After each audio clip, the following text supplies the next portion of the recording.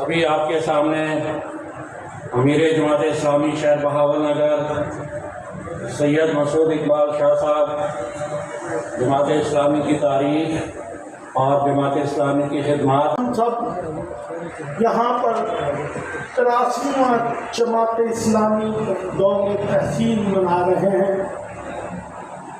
جماعت اسلامی کا قیام 26 اگست 1941 میں ہوا۔ یہ 73 ارکان تھے اور چھوٹی سی اماؤنٹ جمع کر اس کا آغاز ہوا۔ اس کا مقصد دنیا میں اقامت دین کی جدوجہد کرنا اور ایسے لوگوں کو تیار کرنا جو ایک دنیا میں اسلامی حکومتیں قائم کر سکیں اور اسلام کا نفاذ قائم کر سکیں۔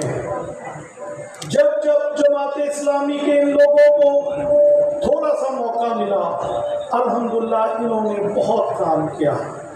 آج دنیا میں جہاں پر بھی اسلامی ریزسٹنس ہو رہی ہے، چاہے وہ فلسطین میں ہے، چاہے وہ دنیا کے کسی حصے میں، چاہے کشمیر میں، فلسطین میں، افغانستان میں، جہاں ریزسٹنس ہو رہی ہے، وہ الحمدللہ ابوالعلا مودودی کے اس لٹریچر، اپنے کردار جو انہوں نے پیش کیا، اس کے نتیجے میں ہو رہی ہے۔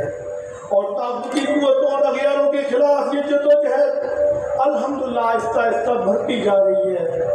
آپ دیکھیں، ترکی ہو، افغانستان ہو یا فلسطین ہو، جہاں ریزسٹنس ہو رہی ہے حماس کی صورت میں، حزب اسلامی، حزب المجاہدین، جماعت اسلامی جہاں ہو رہی ہے، وہ انشاءاللہ انہی لوگوں کی بنیاد پر ہو رہی ہے۔ ہمارا مقصد اقامت دین ہے اور ایسا معاشرہ قائم کرنا ہے جہاں پر ایک اسلامی فلاحی اور جمہوری مملکت قائم ہو سکے۔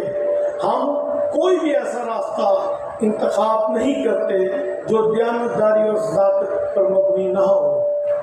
اسی لیے ہم خدمت کے میدان میں بھی پوری دنیا میں جہاں پر بھی ضرورت پڑتی ہے، انسانیت کو اور مسلمانوں کو الحمدللہ اس کے ذیلی ادارے الخدمت کی صورت میں دنیا میں غریب اور مظلوم لوگوں کی مدد کر رہے ہیں۔ الحمدللہ پاکستان میں بھی فلاحی کاموں میں یہ سب سے آگے ہے۔